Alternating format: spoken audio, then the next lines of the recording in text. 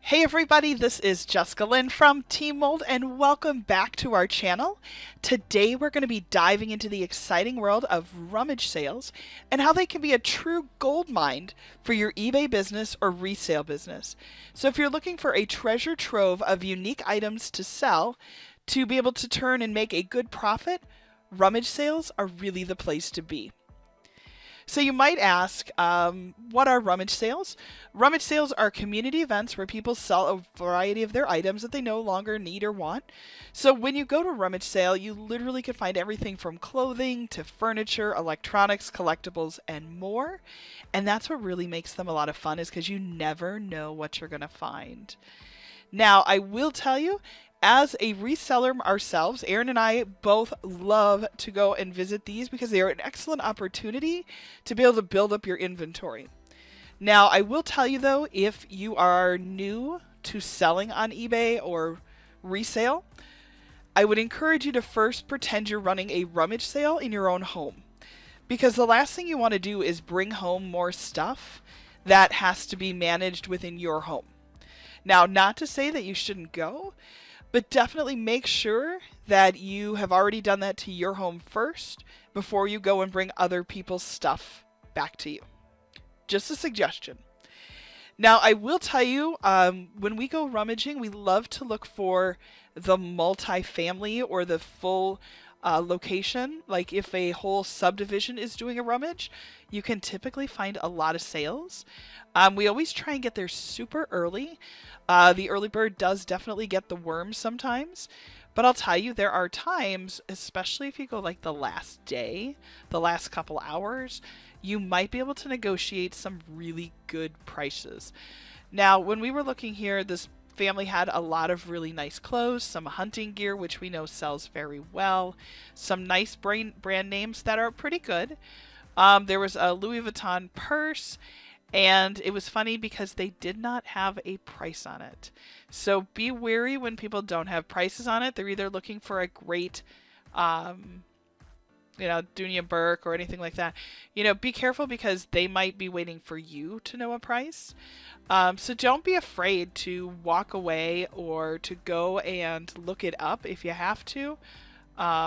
Because, to be very honest, they want top dollar, which I totally get. But unfortunately, it is a rummage, and if you're running a resale business or you're putting stuff on eBay, you still have to get it at a wholesale type price, right? Because if you spend $200 and you sell it for $220, well, minus fees and shipping, you've already lost all your money. So be very careful, and really, if you're new to this, really only pick the items that you know their prices and their resale value.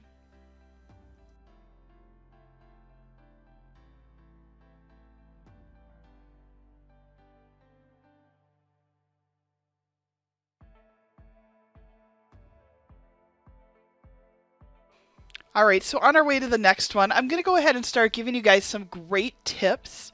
One of the things I love to do on this channel is not only share our adventures, but I really want to help you too. So I'm trying to do some education as well. So giving you some of the best tips that you can bring along with you. Now, this sale right here, loved it. You could tell the kids have gotten bigger and there were a ton of really fun toys. Just like everything else, be careful, test them out, make sure they look good. But this was a really great house. They had a lot of vintage toys. They also had a lot of newer toys. So you can see there was some really fun Disney stuff. Over on this side, lots of homeware. And then, lots of clothing. There was a newer barn. My husband absolutely loves collecting vintage 80s toys. So every time we go to a rummage, he always starts by looking for those items. It's one of Aaron's favorite things to do. We also like looking at all of the fun shirts. Some of the more trendy characters do really well as, resale items. So let's go ahead and get started with some tips. Before I give you those, don't forget to go ahead and subscribe to our channel. We are so excited. You guys have been amazing. The last couple of days, I think we've added between 3 to 7 people a day. Like, that's phenomenal. Like, We love it. Thank you. So thank you. We're over 150. So our next goal is to try and hit 200, 3, 4, 5,000. If we can get to 1,000 subscribers, we can do some really fun stuff on this channel. One of the things we've been talking about doing is actually bringing you guys with us live. So we're not sure how that would work, but we're open to trying. And so do what you can. If you haven't subscribed, please go ahead and do that down below. Like I said, we've got some really fun stuff set up that we want to do, but we need to hit that 1,000 subscribers to be able to do it. So appreciate each and every one of you, though. All right, so some of my best tips I can give you. Got a sheet of paper? You ready to go? So the first one, get there early. So like I said earlier, getting to the rummage sale early, it's going to give you the best chance to get the best items before they're already picked over. Now, I will tell you, sometimes I've gone and they're overpriced. And if you wait until the last hour or two that they say they're open, sometimes people are like, oh my gosh, we didn't sell enough. What is going on? We wasted all day. You might be able to come in and get them to group items together to sell a bunch of their items at a much less cost. So both of those work. The only downfall, though, is rummages typically end at the same time. So make sure you pick one or two that you really want to go back to, like houses, because you won't be able to hit them all. So number 2, do your research. So when you're looking at rummage sales, really try and pick neighborhoods that are very desirable or are advertised in having specific items that you might be looking for. You know, that's the cool thing about a resale or an eBay business. We all don't have to sell the same things, right? So you might say, I love Funko Pops. That's my thing. That's my jam. That's where I sell. That's what I do. And that's cool. You know, there's got to be something for everyone. And, you know, you might be looking for those specifically, and that's okay. Some people only do kids' clothing. Some people, women's clothing. Some people do purses. Some people do shoes. So definitely look and see what they're advertising is being offered. Now, in the last house, you saw there were a lot of kids' toys. Maybe that's your thing. This house had a lot of brand new with tags, workout equipment, made in the United States jeans, some really cute items, and they were a little overpriced, but they were cute. You know, some nice women's things. So again, do your research. Know what you're going to be looking for. Now, I'm not going to say that if you find one of those holy grail kind of things, you can't pick it up, but definitely know what you're planning on purchasing. The next thing, even though you would assume, and again, this is an assumption, that people accept Venmo or PayPal, because why not, right? I mean, this is electronic. Why would we? Most people still want cash. Most rummages operate on a cash-only basis. So if I were you, if you think I'm only going to spend $20, take out $40. If you think I'm only going to spend $100, take out $150. I kid you not, almost every, I can't even tell you the number of times, almost every time Erin and I have gone out rummaging, we think, okay, we only need X amount of dollars, and we always find that magical item, or we end up needing more. Now, again, make a list. You know, I told you do your research. This time now make a list. Maybe prioritize the items that you know that you want to sell. Because it'll help you stay focused. Because I'll tell you, ADD and like squirrel every time, right? You get there and you're like, oh my God, look at dollhouse. We're not looking for a dollhouse. Oh my gosh, look at that over there. We don't. Okay. It's so fun because you think, oh, I don't, you know, but again, make sure you make a list of what you're really looking for. Because then, like, for example, when Erin and I go out together, we're a team. And so we try to make sure that we keep each other focused. The next thing I'm going to encourage you to do is dress comfortable. You are going to be like, here, we're doing some hiking, right? So we're between houses, cars are parked all over the place, and, you know, wear comfortable clothing and definitely comfortable shoes. You could spend several hours walking and searching through people's things for these magical treasures. So don't forget to think about you as well.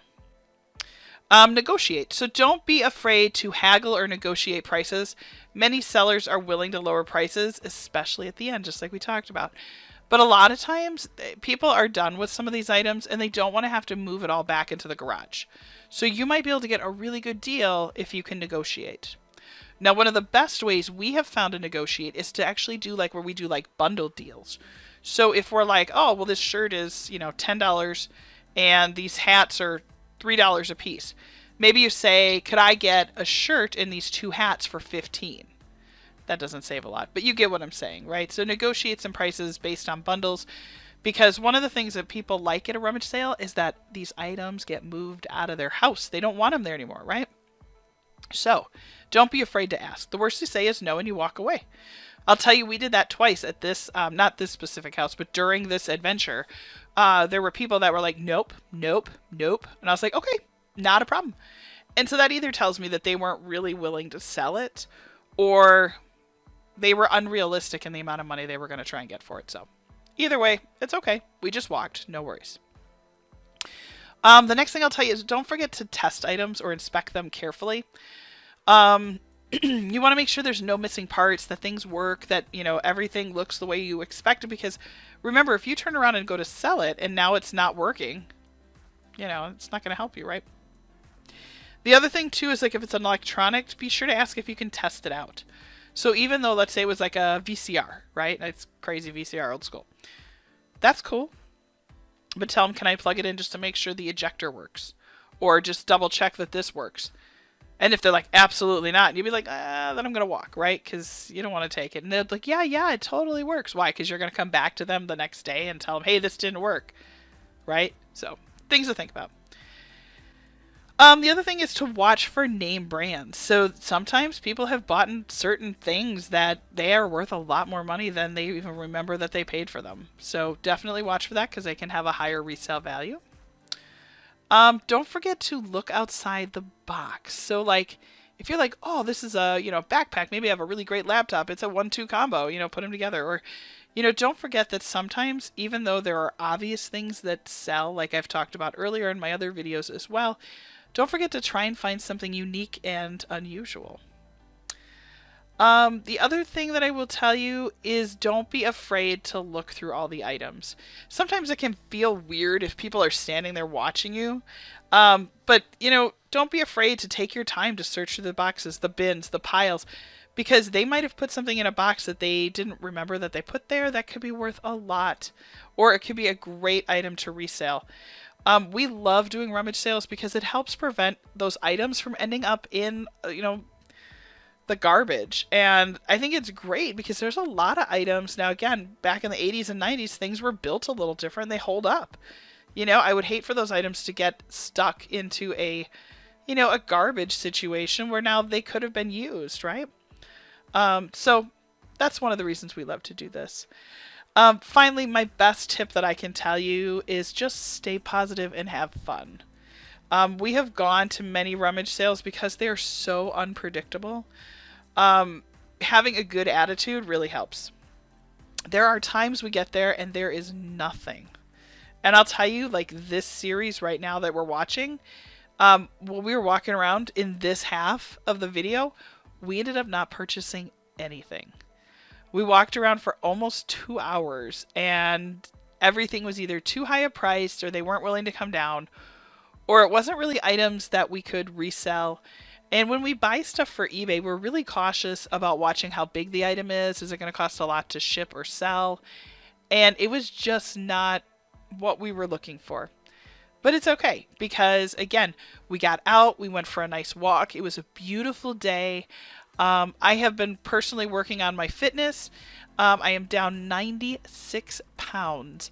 And I'll be honest, I look at this as, hey, you know what? I went for a couple-mile walk, didn't have to do it on the treadmill, got to spend some time with my husband, got to go ahead and build some content for you guys.